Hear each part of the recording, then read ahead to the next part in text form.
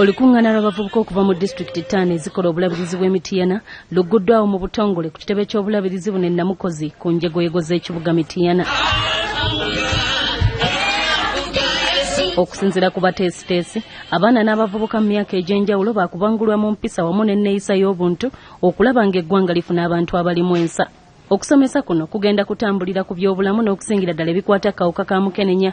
Aboogezi ab'enjawulo baakubuulira abavubuka bano ku nneeyisa y'abantu olwo baleme okukula omuwawa bayambe ku bazadde.